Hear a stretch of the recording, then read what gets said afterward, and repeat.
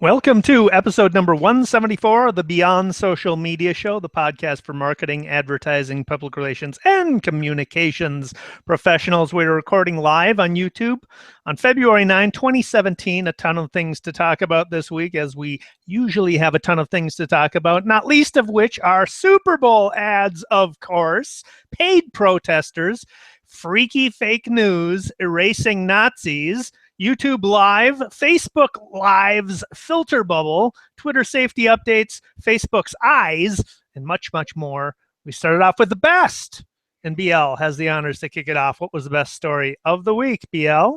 Well, I love the story about Tenka Labs, who has come out with these Lego-like building blocks, but they're for the electronic age. They're called circuit cubes. And this is from a VentureBeat story by Dean Takahashi. And basically, it's a new way that kids can build their own smart Lego-like toys. But they're electronic building blocks that add sound, motion, light, and sensors so that the young makers can have these creations that do absolutely everything, but there's no apps and there's no screens. And they work with Lego, so kids snap them together and they make multifunctional 3D items from anything from motorized toy cars to flashlights. It's unprescribed play, like kids used to do. And the company's based in Sausalito, California, and the circuit cubes were designed by STEM teachers. And they're a really easy to use platform, and it's for kids to develop confidence in their ability to create anything they can imagine. So they snap together in any direction. You can put them together horizontally, vertically, diagonally, and then add sound, movement, light, and sensors to your Lego project. And they work with milk cartons, swimming pool noodles, old toys, and the circuit cubes are transparent, so kids actually see the electronic components in action, and therefore they learn how circuits work. It's just the coolest thing in the world. Oh, that is absolutely cool. Wow. I want them. Yeah. Yeah, I want this too, but it's not nearly as fun or as cool as your circuit cubes. But Twitter is rolling out some additional features that everybody needs these days. This is from a PR Daily article by Kevin Allen. The platform's working to identify people who have been permanently banned from the site to ensure that they don't create new accounts, which is super easy, and get back and continue their negative behavior. So they're working on trying to figure that out and keep people who have been permanently banned. So that would be nice. How do they do that? Did they explain? Good question. They didn't explain how they do it, and I expect they won't, because why would you give people if that's what you want to do, right? Yeah. But they're also doing some improvements in their safe search feature, which is a filter to exclude potentially sensitive content. They don't explain what potentially sensitive content means, but there you go. But Twitter users can now collapse features for abusive. It has a collapse feature for abusive or low quality tweets. So you basically collapse those tweets so you don't see them. I also just noticed this week on my mobile app, I don't know how long it's been around, but on the mobile app for Twitter, the Explore results in the Explore section are segmented by top, latest, people, photo, videos, news. I'd never noticed that before. I think it's new, but have you seen that before? Yeah, that is new, and it's only in the mobile, and it's what they've done with moments. And I think that they're trying to bring moments to the attention of more people by just making them part of search instead of calling them moments. Yeah. I was like, where are my moments? I like my moments, but they're in there. That you just have to look for them. There we go. That one's a little weird. Yeah. So, okay, so a wonderful thing happened in New York last week. And this comes from a Facebook post by Gregory Locke. I don't know him from Adam, but this went viral. He wrote on Facebook that he got on a subway train, and every ad and every window was covered with swastikas. And everybody in the train was silent. They stared at each other. Nobody quite knew what to do, he said. And then one guy got up and he said, you know what? Hand sanitizer gets rid of Sharpie. We need alcohol. And then he found some tissues and he got to work. And within a couple of minutes, people had been going through their bags and they were looking for Purell and tissues, and within a couple more minutes, all the Nazi symbolism was gone on a public train in New York in 2017. And so one passenger said, well, I guess this is Trump's America. And someone else said, no, sir, not tonight, not ever, not in New York. America. We're a sanctuary. Right? That's great. Facebook has been improving their visual computer vision for a while. This is from a TechCrunch article by John Maines. They've been improving it for a while, and you could tell the improvement just by using it. But also, one of the things they've been focusing on is improving it for visually impaired people. So they have a Lumos computer vision platform that was designed for that purpose, but now it is powering content search for all users. So now we all have the benefits of that. So now you can search for images on Facebook with keywords that describe the contents of a photo rather than being limited by tags and captions, which were text, and that's how you usually found photos. But because of Facebook's algorithm, Facebook's computer vision, it's able to understand the actual contents of photographs.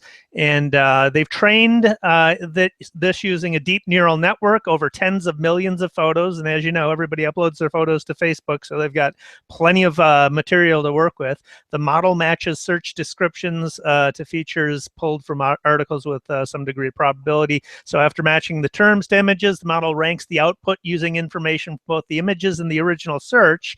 And it also weights to prioritize diversity of photos, so you don't get 50 photos of the same thing from various angles, right? So eventually they're going to apply this technology to video, which would be helpful as well, because I don't understand. How does that help the visually impaired? they originally designed the computer vision for helping the visually impaired to make it easier for. I didn't explain how, but that's how the original purpose was for designing this technology. Interesting.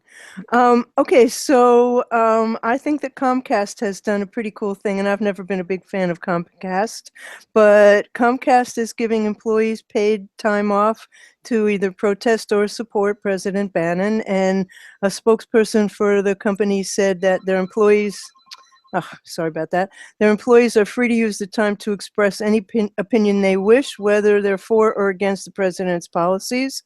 We understand some of our employees are concerned, and we respect their desire to express their opinions, said John Deming.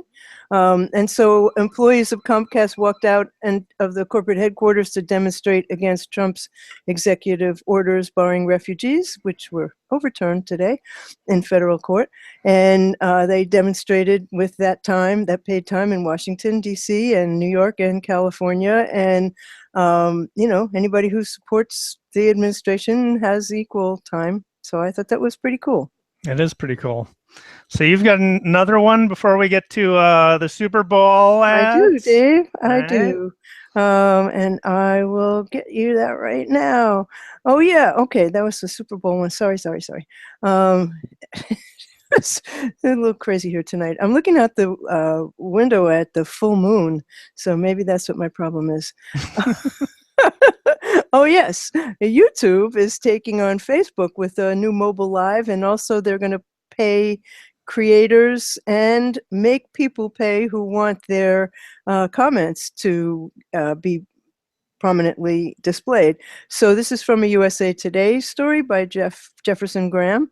And, you know, Facebook and Periscope already are right out there, and YouTube has been behind in live video, and so they're offering the people who make videos a hefty 55 to 45% cut of the ad revenues, and they updated their mobile app to allow for live streaming for any YouTube creator with over 10,000 subscribers to take part in this particular thing, but it's going to go to everybody pretty soon. And so any user sets up an advertising share revenue later in the year will be able to do this. And Facebook opened up their live broadcasting to the general public and paid tens of millions of dollars to media organizations, as we've discussed, and celebrities. But to date, they haven't expanded the revenue sharing to homegrown filmmakers. And YouTube hasn't put a dollar figure on the money, but these millions of creators that they have make every year. But Forbes recently said that in 2015, 2016, the top 10 YouTube earners made about $70 million. And that includes $15 million for PewDiePie, who I can't believe is still making money. $8 million. Number 2 was Roman Atwood, and $7.5 million to Lily Singh. And YouTube also introduced another feature for YouTubers to make money, and this one has really huge potential. It's called Super Chat, and it lets fans jump in front of the line and pay to have their comments at the top of the page. It's similar to the tip features on YouNow and Live.me. And one YouTuber said he gave it a 2-week try, and he was walking around a Target store, and he made $900 in 30 minutes. The difference is the amount of viewers. The reasons why people would want to do their live streaming on YouTube is that YouTube already has a huge audience, and so people can go back and watch the replay, and they can get more views that way. So we'll see. Is this a day late and a dollar short? Who knows? But it sounds like it could be something that would work. Well, 45 to 55% of a revenue cut is a huge chunk. That's way bigger than anybody else is offering. They get 55, you get 45. But yeah, that's huge. Yeah, that's a huge incentive. And also, it's always stunned me why Facebook was so, or YouTube was so late to the game with this, because they've got the infrastructure already. They've been doing live streaming longer than anyone. Right, and they haven't promoted it. They haven't. But, I think they've got it now. I think they've figured it out. Now, what we need to do is get to 10,000 subscribers so we can start making some money. So subscribe, everyone, right now. Right now. That's what we need. Okay, that's it for me, and we can go and talk about the Super Bowl ads, because there certainly were some good ones and some bad ones. All right, yeah. So I have my handful of the ones that I liked, and we can talk briefly about a couple and at more length over a couple of other ones. But top among them, not top among them, but this was very cute. The Clean is Sexy ad, the 30-second spot from Mr. Clean, titled "Cleaner of Your Dreams," had I'll be your fantasy plays in the background, and Mr. Clean is sexy dancing with a woman while cleaning her home.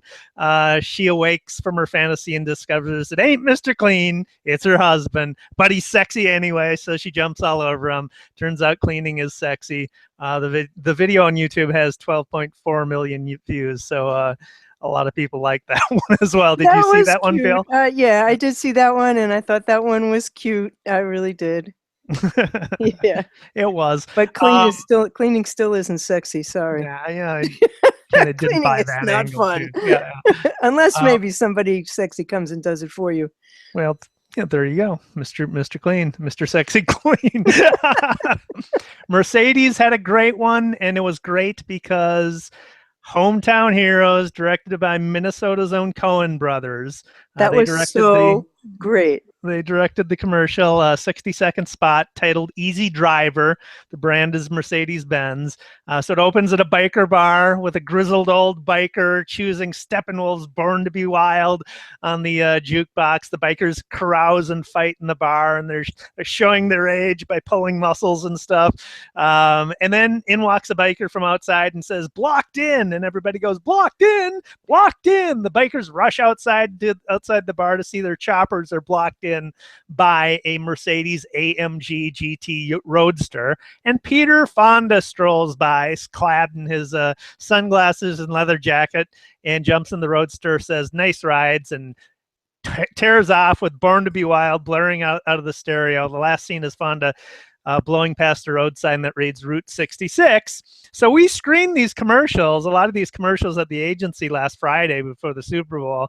And when this one was playing, I was watching the faces of all the millennials in the room. Oh, they wouldn't get it at all. Completely blank. Just completely blank. Did not know aiming at us. Easy Rider, did not know Peter Fonda, did not know Born to Be Wild, completely lost on it. They weren't the target audience, obviously. obviously, as you said, we were. But I had to explain, why the punchline worked, why I was laughing and clapping and nobody else was. The other one, there's one that wasn't on the Super Bowl, but there's one where Willie Nelson drives by. I don't know what car that is, but that's also aimed at us. I mean, what kid knows about Willie Nelson? Yeah. So the Mercedes video on YouTube has 2.7 million views. Another car commercial. The Ford one. Yeah, you want to talk about your Ford one? Yeah, the Ford Super Bowl ad. It was about a lot more than car sales.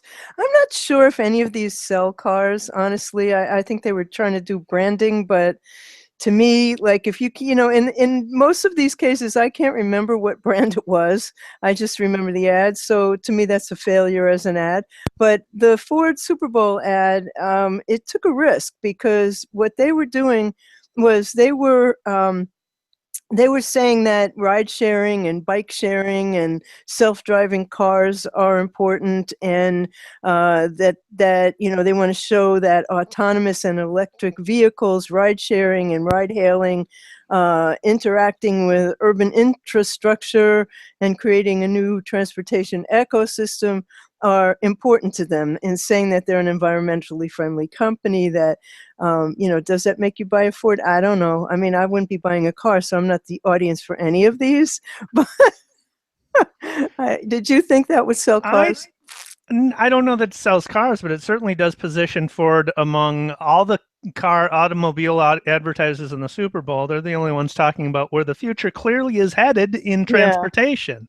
That's so true. It positions them that way. So I thought that was interesting. Audi had another car commercial, had a branding commercial called Drive Progress. And this is the one where the father brings his daughter to a go-kart race. And I loved this ad. I just loved this ad. She wins the race despite the odds, determination in her face as she's racing against all the other guys in the race. And it was pulled at the heartstrings. If you're a parent, I don't know how you can't like it. If you're not a parent, I don't know how you can't like it. Apparently, it was controversial, though, because it was feminist, apparently, in some way, shape, or form. Yes, because he was saying that what the father is saying is, here she is like racing in the go-kart, and she's, clearly really into it and passing all the boys. And he's saying, what do I tell her? How do I tell her that she's never going to make as much money as these guys, that, her father is worth more than her mother, that no woman is ever going to be worth what a man's worth in society's eyes? What do I tell my daughter? And then she wins, and he says, maybe we can remake the future. And I was like, yay, I love him. And they, it was controversial because people were upset over it because it was feminist. Oh, screw them. Really, exactly. So anyway, 12.2 million views on that video on YouTube. So that got a lot of attention, and it was one among many brands who took a stand on an issue, who stood for something, right? So Budweiser appeared to stand for something, but I don't know if they really did in their ad. It was Born the Hard Way is the title of the ad, but it's basically Budweiser's origin story, which happens to be immigration. Right, and they made the ad a long time ago. They made the ad before all of this horrible recent stuff happened. Right. But it was just, I think it was one of those things that like timing made it into something controversial, that because it was just a nice story before that, how he came here. It was their origin story and their success story, a success story of achieving the American dream and more, and what he went through to get here, what he went through to get here. Correct. How when he got here, people saying, "Go home, we don't want you here." Very much of the day, but I don't think that was their intent. And what was the one that Melissa McCarthy was in?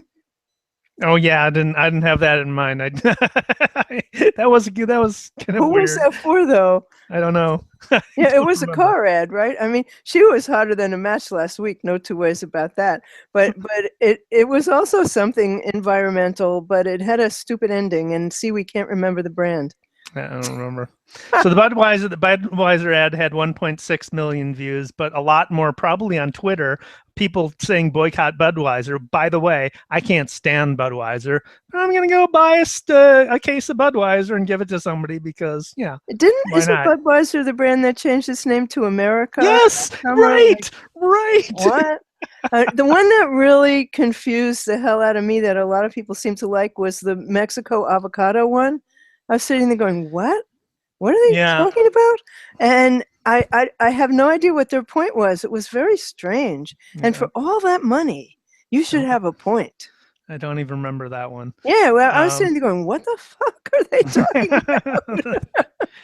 The best one, though, I thought was probably the one that was the most controversial because it was most in your face about the current zeitgeist, basically, by 84 Lumber. So this is the one with the Mexican mother and daughter immigrating to America. They face many travails and hardships along the way, and throughout the journey, the little girl is picking up scraps of paper and plastic and cloth and sticking it away. They reach the American border and find a massive wall.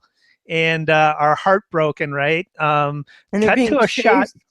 They cut to a shot of a construction worker, seemingly unrelated, who's building stuff. And but the girl at the wall pulls out of her little knapsack a makeshift American flag from all of the scraps that she'd picked up along the way. But along the wall they find this massive wooden door in the wall. They push it open, walk through to America, and the last shot is of a pickup, the back of a pickup filled with lumber and construction equipment with lettering over top that says, "The will to succeed is always welcome here." And so this is a brand that I'd never heard of. I don't know that anybody has ever heard of. They made a huge splash, 10.3 million views on YouTube, and a wonderful, wonderful ad. And they made you go to their website to see the whole story. And so many people went to see it that the website crashed. And so you had to end up watching it not during the game. I mean, there was huge interest in it, but it was so well played. You know, the little girl was fabulous. And it just showed like all the horrible things they went through, and they're walking. It's raining, and, you know, people are chasing them, and they jump into, people help them get into a train. And then, I mean, obviously it's going on forever, and they have no food and they have no water. I mean, it's clearly what people really are going through. And then they make this point, but, you know, who's 84 Lumber? But, you know, the first chance I ever have to go to their store, I'm going. Right. What was fascinating with me this year, the Super Bowl was the most political Super Bowl I've ever experienced in my life. And I've been watching Super Bowls since I was like 8 years old. Right. But you had the New England Patriots, who everybody hates except for people in Boston, I guess, and maybe some people on the East Coast. But they've got 5 Super Bowl rings, but their owner, their head coach, and their star quarterback are all Trump supporters.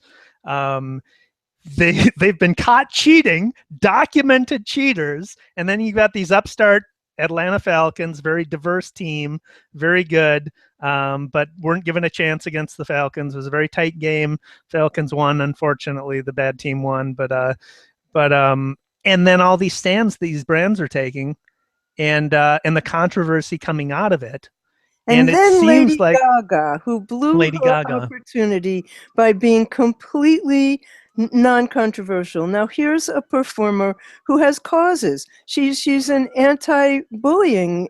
I mean, she's got extraordinary program going on. I don't think she had to do a thing. I think her very presence there was good enough. And what happened at the end? Like, did she jump off the stage? Yeah, she jumped off the stage. Where did she go? I don't know. Maybe the drones got her. Like, where'd she go?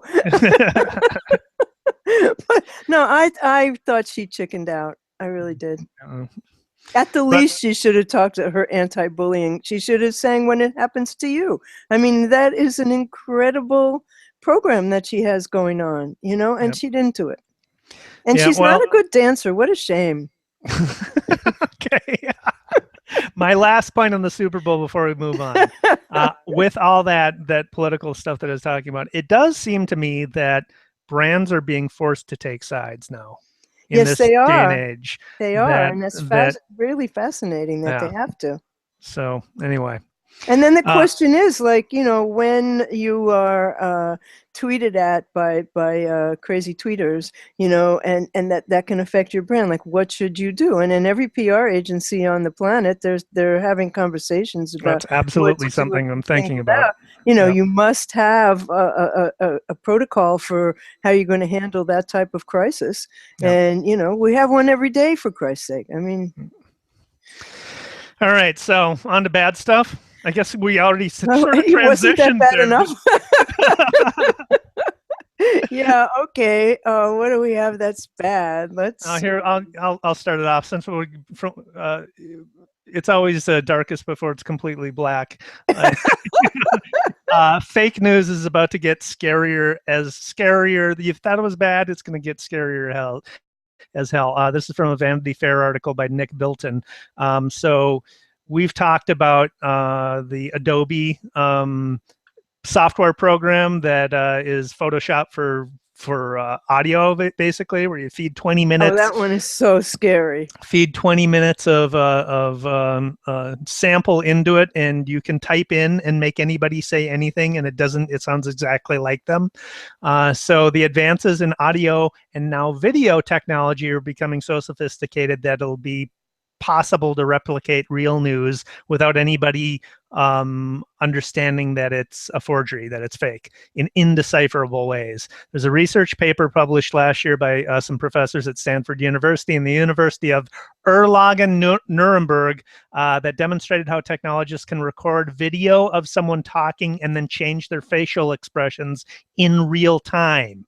It's basically off-the-shelf webcam where you can pick up a live feed and it maps your face, and it'll shoot your face and interject your facial movements onto the face of the live stream of the person being streamed. And so the demonstration they have is of Donald Trump and of Vladimir Putin with this guy using this technology, and you can see side by side this guy's facial movements and immediately mimicked onto that Vladimir Putin. So you can make him say anything. With the vocal technology that's out there that Adobe has, you can basically replicate real news. Nobody would be the wiser. It's scary as hell. And we'll have the video on the show notes. So be on socialmediashow.com/174. You absolutely have to watch this to believe it. So if you can do that, how do public figures or celebrities protect themselves from news that's indecipherable from the real thing? How do corporations protect themselves?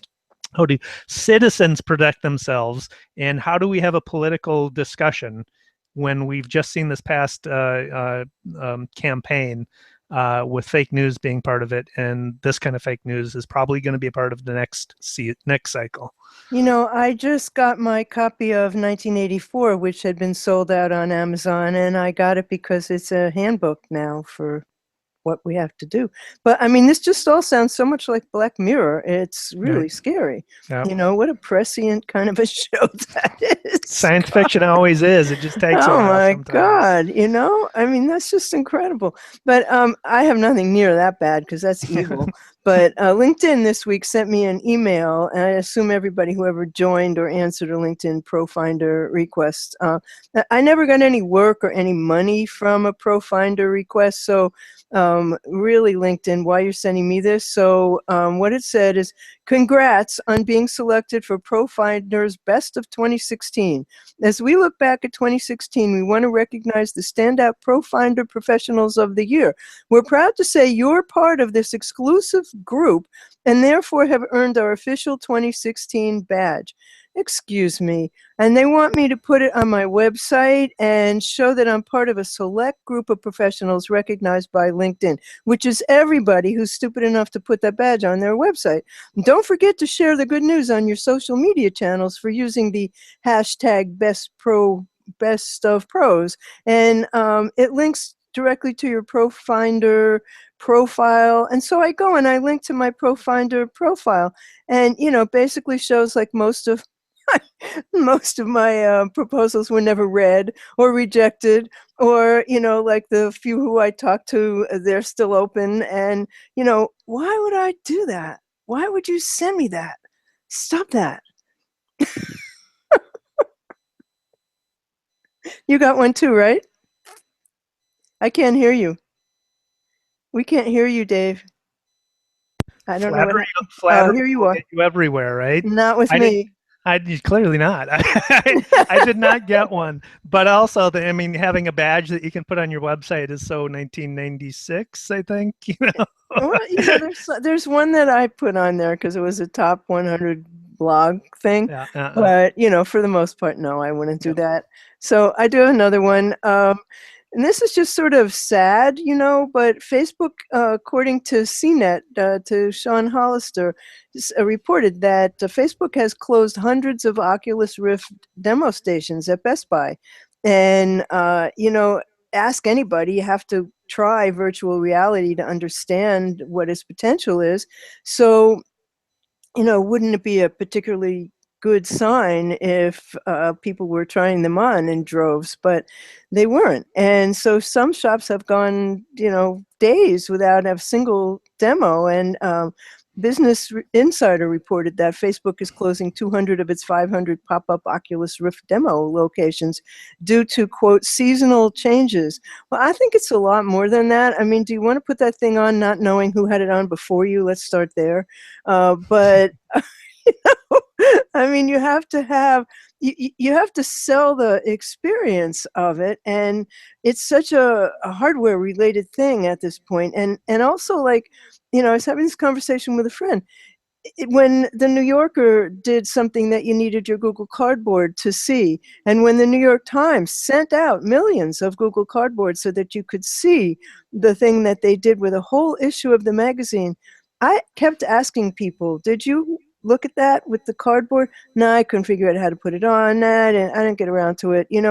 And I mean, we're, I guess, geekier than many people, but I think the vast majority of people really could care less about buying a $1,000 or $700 headset for something. Well, there's the rub. That's why they're Wow. shutting them down, because it's so damn expensive. It's expensive. I mean, spectacles are definitely going to be what all of them are going to look like pretty soon. And $129 is a great price point. For that, you would go out and buy one.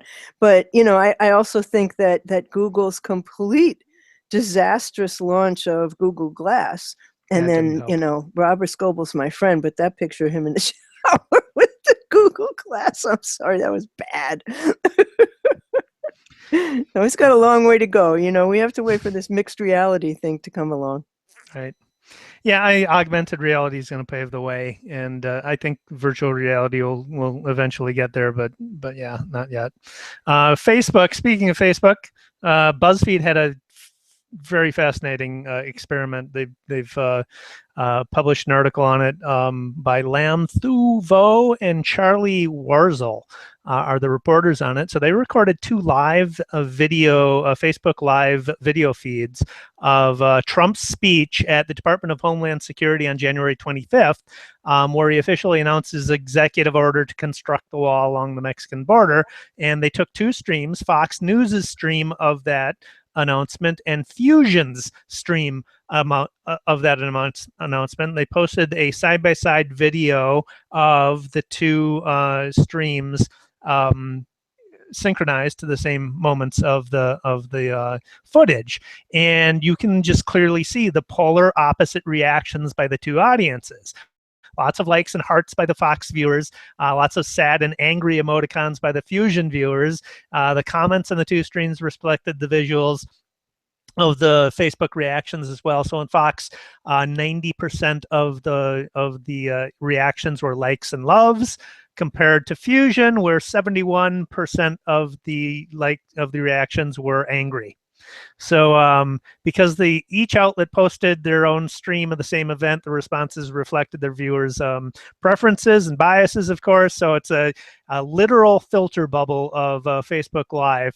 But for the good of our democracy, the social networks, I think, Facebook in particular, need to figure out how to create a serendipity algorithm where What we're would that seeing be? things that, well, we're seeing things that we don't usually see because of our filter bubbles. So in this particular instance, it would be combining all those reactions into one, all that into one feed, so that we're not seeing, so the Fox people aren't seeing their own audience's reactions, but they're seeing some effusions as well. This has been a real big issue for a very long time. I mean, search results are different depending on your search history, and so we do all end up in a filter bubble, and this is just wrong. And I'm very, I mean, I have to say, like, all this stuff just makes me so sad because, you know, we are so polarized. But I think that brings us to shiny objects. Yes. Yeah, it does. It does. And the first one I have is is a guy who named Nathan Pryor, and he programmed a Amazon Dash button so that you can press it every time Trump makes you angry and donate $5 automatically to the American Civil Liberties Union. That's very funny. That's very funny. And he made a Wow. logo for it, so it says ACLU on it. He keeps it near his computer. Every time he sees something that makes him unhappy, bam, he gives $5 to the American Civil Liberties Union. And he published the script for, you know, doing it. He said he thought if anybody wanted to do it, he'd like to help them. That's funny. So I got two.